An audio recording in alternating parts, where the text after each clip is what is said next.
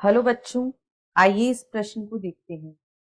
निम्न में से कौन सा एक सही जोड़ा मानव वृक्क के विशिष्ट भाग के कार्य को दिखाता है? विकल्प ए, पोडोसाइट्स अति सूक्ष्म स्थानों स्लिट क्षेत्र का सृजन करके वोमन्स संपुट में रुधिर का निस्यंदन करती है।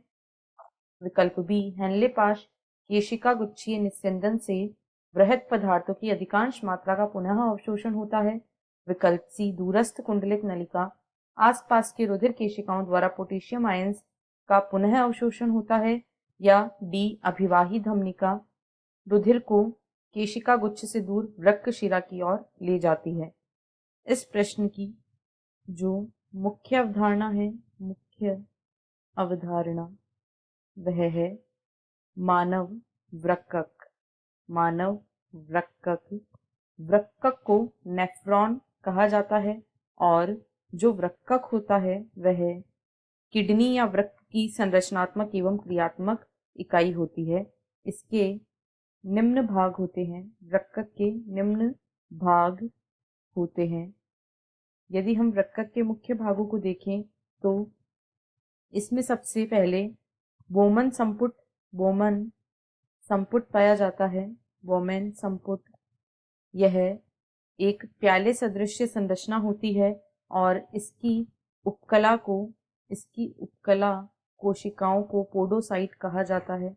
इसकी उपकला कोशिकाओं को पोडोसाइट्स कहा जाता है। ये विशेष प्रकार की कोशिकाएं होती हैं जो कि अति सूक्ष्म स्थानों का सृजन करती हैं। ये अति सूक्ष्म स्थानों का सृजन करती हैं और इन अति सूक्ष्म स्थानों से रुधिर अच्छी तरीके से छनता है, यानी रुधिर का निस्यंदन होता है और निस्यंदन की प्रक्रिया के द्वारा मूत्र का निर्माण होता है। तो ये एक छलनी का प्रभाव देती हैं और रक्त के निस्यंदन में सहायता करती हैं। अब यदि हम इसके दूसरे भाग की बात करें तो इसका जो एक और भाग है वह है ग्लोमेरुलस। यह ग्लोमेरुलस मुख्य रूप से रक्त केशिकाओं का जाल होता है। यह रक्त केशिकाओं का जाल होता है। यहाँ पर जब अभिवाही धमनिका आती है और बहुत सारी छोटी छोटी केशिकाओं में बढ़ जाती है, अभिवाही धमनिका यह केशिका गुच्छ या ग्लोमेरुलस जिसे कहा जाता है, यह रक्त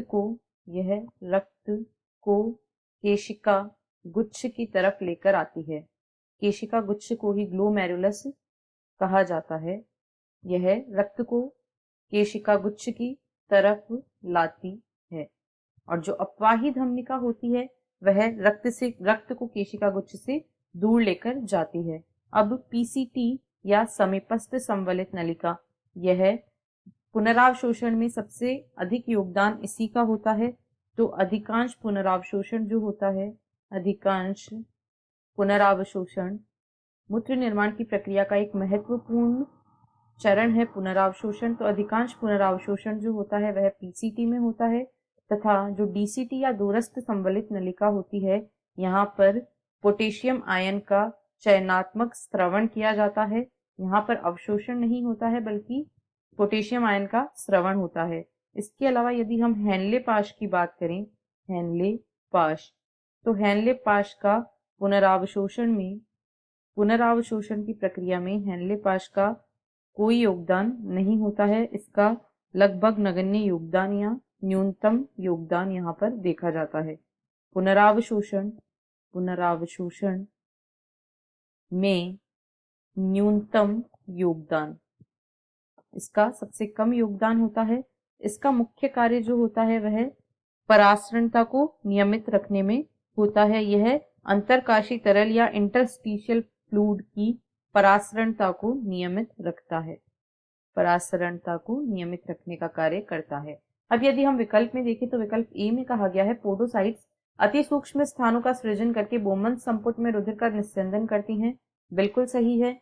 बी में कहा गया है हेनले पाश केशिका गुच्छीय निस्यंद से बृहद पदार्थों की अधिकांश मात्रा का पुनः अवशोषण होता है, बिल्कुल गलत है।